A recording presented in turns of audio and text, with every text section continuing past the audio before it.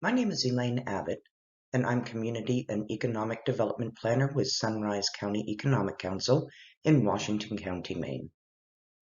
My work with broadband led me to the question, can fast, reliable, affordable internet keep our youth and young adults from leaving Washington County? And I think we can all agree that we want our young adults to remain to live, work, raise families, and start businesses. Youth and young adults are our future workforce, entrepreneurs, and our future leaders. But as a state, what else do we need to recognize? I believe that we're all familiar with this tidbit of information, and our workforce is aging. Because I work in community and economic development, I wanted to learn if fast, reliable, affordable internet would encourage our youth to continue their education, work, or start a business in Washington County. I enlisted the help of Corey Hunkler from Healthy Acadia and my colleague Crystal Hitchings, and together we designed a survey that was sent to the administrators of every school in Washington County. Within a day or two, the results started coming in. So, what did we learn? We had 134 respondents, representing over 3% of Washington County students. The survey was designed to elicit how students access and use the internet, how they feel about Washington County, and if broadband could influence their decision to remain in Washington County after high school. And as you can see, 48% stated they might remain if they can continue their education or find employment. When asked if affordable, reliable broadband were available, 40% stated they would remain in Washington County to start a business. Not only that, they gave me their business ideas. 63% of the students are unaware of the plethora of free resources available to help them start a business when they're ready. After the survey was closed, I traveled to every participating school to sit down with the school principals to discuss the findings of the survey and to learn about how students and teachers fared learning remotely during the height of the COVID-19 pandemic. One of the key takeaways was the statement that students use the internet for entertainment.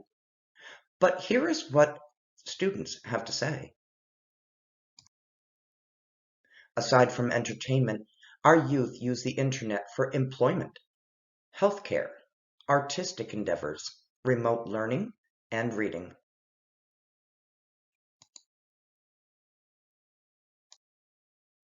There is a disconnect on how some of us grown-ups see our youth using the internet. So how did this work during the height of COVID-19? All of the principals reported their students are assigned a device on a one-on-one basis. However, COVID-19, as we know, taught us all a thing or two. And I will say this is not every school I visited, just a selection. Cherryfield, the school relied on state-supplied hotspots until funding ended and the school was forced to use packet-based paper learning. Cherryfield wants to add classes, such as coding through science, but as the principal reports, that requires broadband. East Grand and Danforth serve some of the most remote communities in Washington County. In order to attend classes, some students sat outside of the town office to access the internet. In Machias, students parked outside municipal buildings to access internet so they could attend classes and do their homework. Families with parents working remotely and students learning remotely had to shift sleep schedules due to inadequate internet service. One student reported doing homework at 2 a.m. so his parents could continue to work remotely. In Shedd High School in Eastport, The principal reported that in some areas of the community, internet is spotty at best.